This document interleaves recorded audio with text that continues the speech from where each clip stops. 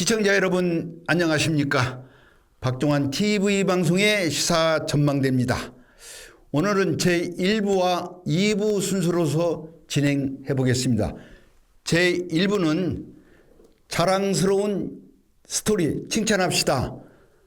제31대 대한적십자사 회장 김철수 회장의 아름다운 스토리와 제2부에서는 21대 국회 마지막 특급 막장 드라마를 가지고 시청자 여러분과 함께 진행해 보겠습니다. 레디 큐!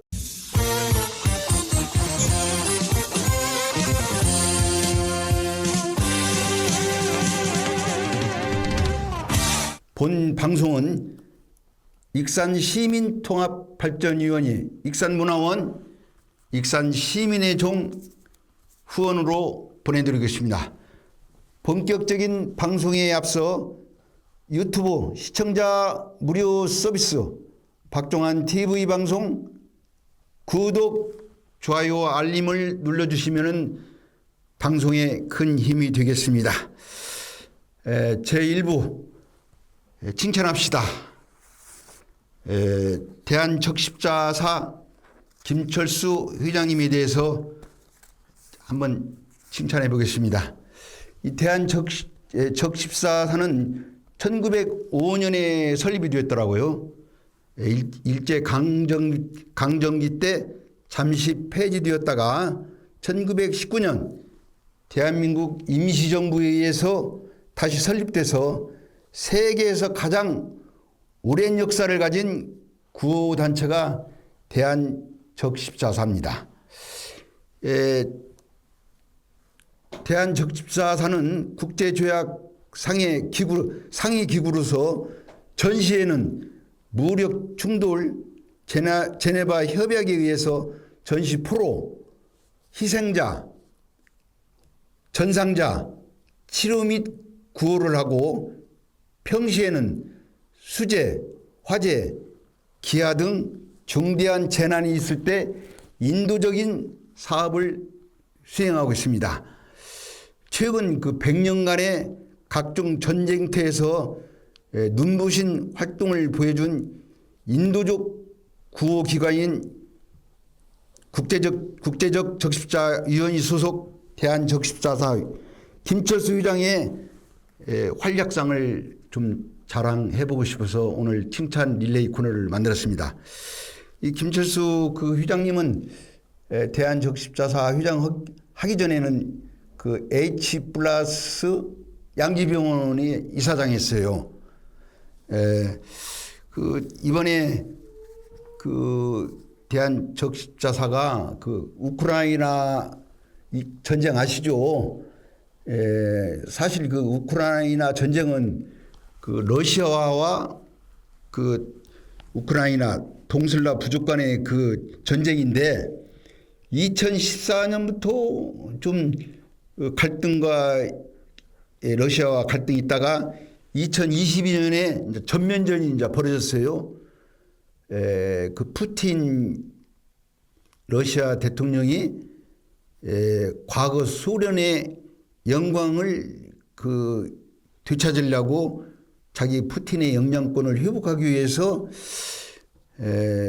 구소련의 중요한 구성국이었던 우크라이나를 그 침범을 했어요.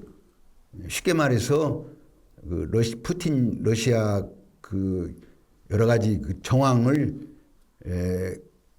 회복해 옛날에 그 구소련의 그 영향력을 발휘하려고 그 시선을 우크라이나 전쟁을 일으켜서 러시아 국민들을 한번 이렇게 뭔가에 자기 일을 과시하려고 한 것 같은데 제가 이렇게 그 우크라이나 그 전쟁에 대해서 세세하게 말씀드리는 것은 우리 대한민국이 70년 전에 6.25 전쟁으로 인해서 얼마나 많은 동족상전의 그 희생자가 나오고 또 세계 16개국 참전 용사들이 피를 흘려서 차지한 우리 대한민국 자유민주주의 대한민국 아닙니까?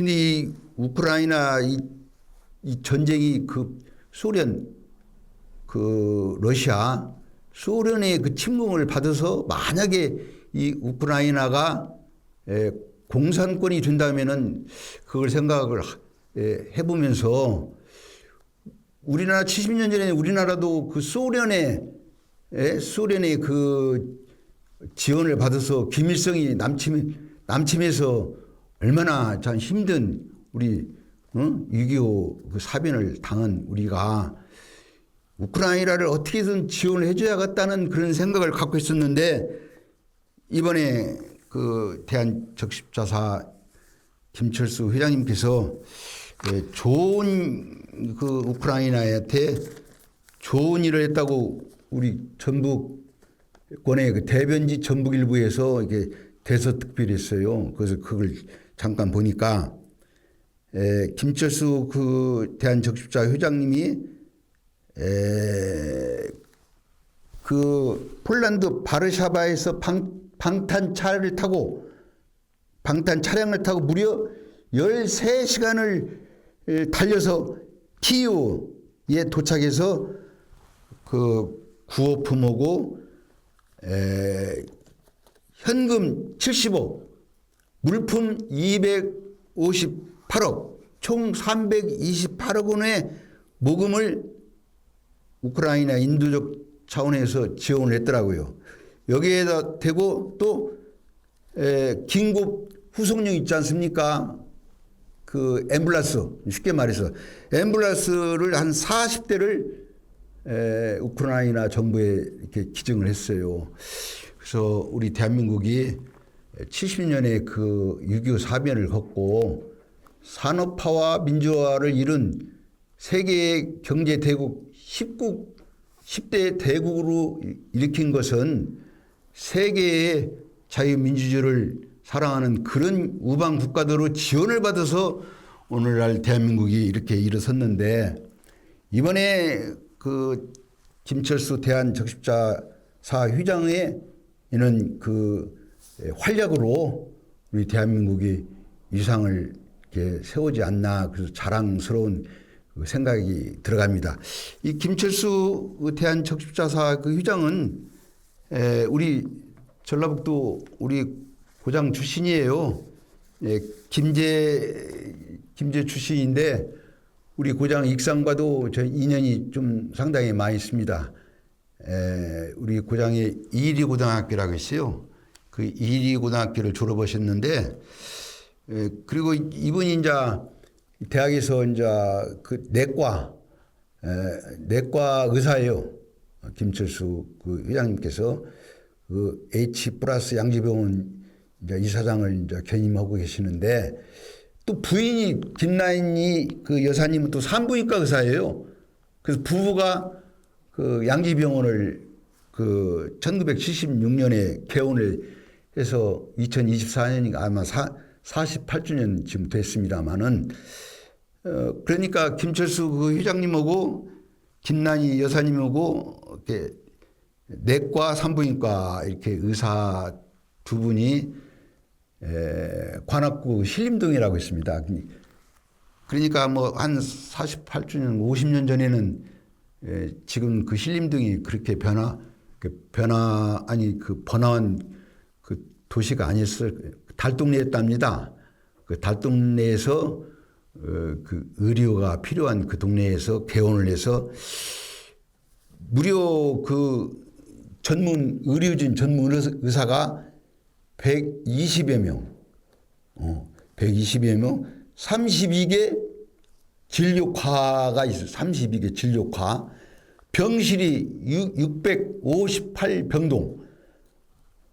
직원이 뭐 간호사, 뭐 행정 1200명 직원이 24시간 응급수술이 가능한 병원으로 성장을 했어요. 지난 그 코로나19 때는 그 워크스루를 개발해서 워크스루라는 건 차를 이렇게 그 차에서 내리지 않고도 그 병원을 들어가면서도 진료를 받을 수 있는 그런 특허를 내서 국내 최고의 진료센터로 인정을 받았어요. 그 H 플러스 양지병원이. 그리고 세계적인 미 시사 주간지 뉴스워크에서 선정한 한국 최고의 병원으로 5년 연속 수상을 선정된 병원이 H 플러스 양지병원이요. 아마 제가 알기로는 우리 국내에서 대학병원이나 공립병원을 제외한 개인 병원으로서는 최대 병원이 아닌가 저는 그렇게 생각하고, 이런 훌륭한 분이 우리 고장 출신이라 더 자랑스럽습니다. 제가 더 또 놀란 것은 지난번에 내가 좀 시간 이 김철수 회장님하고 제가 좀 가깝게 지내서 그 양재병원에 가끔 한 번씩 가면은 이런 큰 대형 병원 이사장님의 진료실이 한 평도 남지 않은 조그마한 그 방에서 그 업무를 보고 진료를 하시더라고요. 수석 간호사 한 명 그 옆에다 두고. 아니, 저희들 같은 이는 조그만 단체장도 30-40평 이게 큰 사무실을 갖고 있는데, 이는 대형 병원의 그 국내 최대 대형 병원 이사장이 한 평 남짓한 사무실에서 진무를 보고 그 검진을 하고 그걸 보고 제가 좀 감명을 많이 받았어요. 새벽 6시, 7시 출근해서 그 병원 업무를 보면서 그 의사들하고 병실마다 이게 다니면서 점검하는 걸 보고 제가 많은 감명을 받았습니다. 우리 고장에 참 이런 훌륭한 이는 선배님께서 대한적십자사 회장을 하시고 좀 자랑스럽습니다. 이 김철수 회장님이 대한적십자사 회장 되시고 저희들이 또 축하 자리를 마련해서 저도 가서 축하도 해드리고 참 감명도 많이 받고 왔는데, 정말로 이 대한적십자사가 우리 대한민국 위상을 살릴 수 있는 그런 회장으로서 이번에 우크라이나 그 전쟁에 정말로 많은 도움과 구호 물자, 우크라이나가 소련에서 전쟁에서 승리할 수 있도록 자유민주주의를 되찾을 수 있도록 그런 응원, 우리 대한민국에서 그런 응원을 해드리고, 우리 김철수 대한적십자사 회장님 다시 한번 우리 후배들이 존경하고 싶다는 말씀 전하고, 또 이어 아울러 H 플러스 양지병원의 그 무궁한 발전도 기원합니다. 이번에 대한적십자사 회장으로 가시면서 아들 김상일 지금 현재는 그 병원장이더라. 아들한테 또 물려줬더라고요. 그러니까 부부에서 아들, 그 병원 역사상, 그리고 대한병원협회 회장도 병원 회장도 하셨어요. 그리고 참 이분은 또 정치적인 또 이력도 있습니다. 한 30년 전인가 또 이분이 관악구에서 민주당의 이찬 대표 있지 않습니까? 이찬 의원. 그분하고 그 관악구에서 대결해서 아슬아슬하게 이분이 떨어진 경험이 있어요. 그리고 또 현재 오세훈 서울시장의 후원회장도 지금 보시고, 지난 그 대통령 선거 때는 우리 국민의힘의 재정분과위원장으로서도 활약을 많이 하신 또 정치 이력도 있습니다. 그러나 정치보다도 대한적십자 회장으로서 또는 H 플러스 양지병원 이사장으로서 대한민국에 공헌을 하고 우리 의료협회에 요즘 의료협회 지금 여러 가지 문제로 지금 정부하고 지금 이렇게 대결하고 있지 않습니까? 정말 우리 김철수 그 양지병원 이사장님, 김철수 태안적십자 회장님 같이 그런 의료에 그런 헌신적인 그런 마음 자세가 있다면은 지금 의료 지금 전문의하고 정부하고 다투는 그 의료 분쟁도 다 해결될 것 같아요. 그래서 하루빨리 의료 그 전문의 그 문제도 해결되길 바라면서 1부 순서를 여기서 마치고 2부 순서로 들어가겠습니다. 제2부 21대 국회 막장국회 특검 전국 21대 국회를 가지고 한번 짚고 넘어가겠습니다. 1부에서 칭찬 릴레이 하다가 또 정치 시사 국회 얘기하려니까 입맛이 싹 달아납니다. 요새 국민들이 TV를 보고 싶지 않다고 그래요. 맨 싸우는 얘기만 나오고 여야 정치권 니 탓 내 탓만 하니까 국민들이 그 뉴스를 보고 싶은 마음이 있겠어요? 요즘 그 해병대 특검, 해병대 상병, 최상병 특검으로 지금 윤석열 대통령이 국회에 넘어온 것을 거부권을 해서 또 좀 시끄럽지 않습니까? 도대체 이 해병대 최상병 특검 국민 여러분, 시청자 여러분 어떻게 보십니까? 특검이요? 우리 국민들 시각에 국민들 눈높이에서 도저히 이건 아니다 하면 특검해야죠. 저도 그 면에서는 국민들의 마음과 똑같습니다. 그러나 특검을 하기 전에 지금 경찰 수사, 공수처 수사, 공수처장이 이번에 또 새로 임명돼서 수사를 명명백백하게 지고화를 막느라고 밝힌다고 했지 않습니까? 이 공수처 누가 만들었어요? 지금 민주당에서 특검으로 몰고 가서 심지어 민주당 최고위원회에서는 윤석열 탄핵까지 나오는데 이거 그 야당 국회의원님들 그 여기에서 탄핵 얘기가 민주당 최고위원회에서 나올 얘기입니까? 다 특검 하나 갖고 얘기합시다.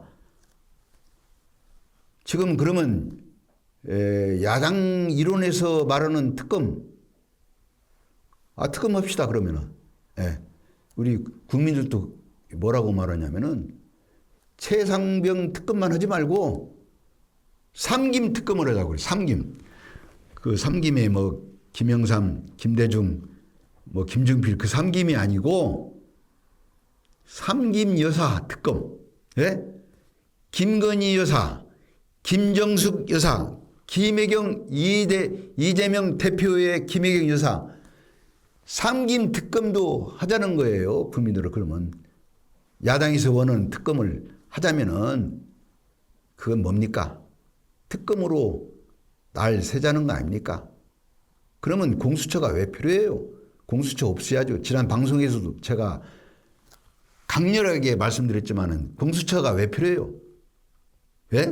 여의도다가 특검청을 만들어서 경찰 없애고 공수처 없애고 사법부 없애고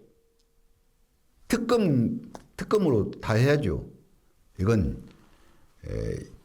정치 논리로 정치적인 이건 야당의 발목 잡기 아닌가 저는 그렇게 생각합니다. 물론 제가 뭐 국민의힘 뭐 보수적인 성향이 있어서 그렇게 말하는 것이 아니라 너무나 특검을 가지고 이렇게 전국을 이렇게 파란을 일으켜서 우리 박종환 TV에서 강력하게 특검이 전부가 아니다. 지금 이 세계가 그 어느 그 경제학자나 그 정치 뭐라고 말했냐면은 지금 세계는 제2차 전쟁의 그 후를 극치를 달리는 그런 상황이랍니다. 경제, 사회, 또 기후변화, 또 국가 간의 갈등 여러 문제가 겹쳤는데 대한민국 언제까지 이 특검 타령합니까? 예? 도대체 이 특검은 경찰 공수처의 수사 상황을 보고 미진하면은 윤석열 대통령이 지난 기자회견에서 뭐라고 했습니까? 국민의 시각에 미진하면은 대통령이 먼저 특검 하겠다고 그렇게 말씀했으니까 한번 지켜봅시다. 제발 좀 21대 국회 지금 얼마 안 남았는데 끝까지 막장 국회로 가면은 22대 국회도 연장선이 지금 벌어질 것 같아요. 제발 이 특검 타령은 공수처 수사를 보고 진행했으면 좋겠습니다. 자, 2부 두 번째는 지난 그 민주당 국회의장 그 후보 그 선출 선거가 있었어요. 거기에서 추미애 의원이 그 민주당 국회의원들의 단일 후보로 나서는 것 같이 그 전에 4명이 후보로 선출됐는데 2명이 그 포기를 하고 추미애 의원을 친명의 그 지원을 받아서 추미애 의원이 국회의장이 되는 거 아닌가 신문에도 다 그렇게 좀 나왔는데 뚜껑을 열어보니까 우원식 의원이 국회의장이 됐어요. 예? 심지어 그 추미애 의원의 그 국회의장 당선에 기원한다고 해서 뭐 미래요 그런 뭐 음료수 홍보물까지 만들어서 했는데 그래서 저는 그 이 투표를 보고 민주당 의원들도 좀 뭐라고 할까 그 당의 그 민주당 당의 그 의원들도 소신껏 민주당을 위해서 소신껏 그 튀는 어디로 튈지를 모르는 추미애 의원보다도 좀 안정권에 있는 합리적인 우원식 의원을 국회의장으로 뽑았나 저는 그런 생각도 들어가요. 그래서 이런 면에서는 또 민주당이 또 합리적인 투표 또 민주적인 투표 이런 면에서는 제가 뭐 국민의힘 보수의 성향을 가진 당원이지만은 칭찬해 주고 싶어요. 그래서 이번에 국회의장 선거에서 그 민주당 의원들의 객관적이고 자유적인 그런 의사와 반영된 것 같이 이 국회도 여야의 협치를 해서 국민의힘, 민주당 이번에 상임위 이제 22대 이제 국회 6월 초부터 들어가면 이제 상임위가 이제 배정이 되고 상임위 갖고 이제 서로 타협을 보는데 이번에 그 민주당 당선자들 또 그 민주당의 그 의원들의 그 자유로운 객관적인 그 국회의장 선거 같이 22대 국회도 타협, 양보 그런 그 정치를 한번 보여줬으면 좋겠습니다. 제발 좀 그걸 좀 한번 보여주시길 바랍니다. 제 2부의 또 세 번째는 이 국민의힘 또 소식을 또 안 전할 수가 없어요. 지금 국민의힘 그 전당대회를 지금 뭐 한 2개월 정도 좀 앞두고 있는데 여기에 한동훈 그 전 비대위원장의 등장을 가지고 지금 국민의힘에서도 지금 말이 많아요. 뭐 친윤은 어떻다, 비윤은 뭐 또 어떻다, 나와야 한다, 안 나와야 한다. 또 여기다 대고 또 대구시장인 홍준표 이 또 대구시장까지 또 여기다 대고 또 매일 그 SNS에 매일 그 페북에도 글 올려요. 뭐 한동훈 전 비대위원장을 뭐 애송이라니 뭐라니 이렇게 올리는 거. 뭐 근데 제가 볼 때는 우리 그 대구 시장 하신 우리 대구 시장님 좀 우리 그 국민의힘의 그 당 대표도 하시고 또 대통령 후보도 좀 나오신 분이고 좀 그 원로답게 진정으로 국민의힘을 위해서 이렇게 조언을 해주고 그렇게 해줬으면 좋겠습니다. 우리 홍준표 대구시장님은 예전에 정의감 있는 모래시계 검사라고 정의감 있게 이름을 날려서 그 김영삼 그 대통령 시절에 스카웃돼서 명성을 날렸지 않습니까? 당 대표가 되든 대선 주자가 되든 그 국민의힘 당원원에서 또는 대승적인 차원에서 좋은 말씀을 해줬으면 좋겠다는 생각이 들어가요. 제 개인적인 생각으로는 이번에 한동훈 전 비대위원장이 당 대표로 저는 안 나왔으면 좋겠다는 그런 생각이 들어가요. 한동훈 전 비대위원장이 싫어서가 아니라 제 개인적인 생각이지만은 지난 국회 총선에서 우리 국민들부터 심판을 한번 받았지 않습니까? 그래서 이번 당대표에는 좀 한번 쉬고 국민의힘의 그 변화가 있을 때 뭐 보궐선거에 뭐 나온다든가 또는 뭐 기타 좀 정치적인 좀 수업을 좀 받고 당 대표나 또는 뭐 대권 후보나 그렇게 나왔으면 좋겠다는 생각이 들어요. 이번에 한동훈 그 전 비대위원장이 대표에 나와서 만약에 패배하느라도 상처를 입는다면은 국민의 힘으로서는 큰 차세대 리더를 잊어버리고 또 그런 면에서는 또 우리 당 국민의힘이 분열될 수 있는 소지가 있어요. 그리고 지금은 윤석열 정부가 성공을 위해서는 건전한 그리고 합리적인 국민들이 생각할 때 안정된 집권당의 모습을 보여줘야지 당대표 선거로 인해서 당이 분열된다거나 윤석열 정부가 집권당으로서 혼선을 빚는다면은 우리 국민에게도 피해가 있고 우리 전체의 대한민국 자유민주주의가 흔들릴 수 있지 않나 저는 그렇게 생각을 합니다. 그래서 제 개인적인 생각은 이번에 당대표는 당에서 그 리더들이 나오고 한동훈 비대위원장은 잠시 좀 쉬면서 정치 수업을 좀 하고 그 다음 기회가 있을 때 나왔으면 좋겠다는 그런 생각이 들어갑니다. 시청자 여러분 어떻게 보셨습니까?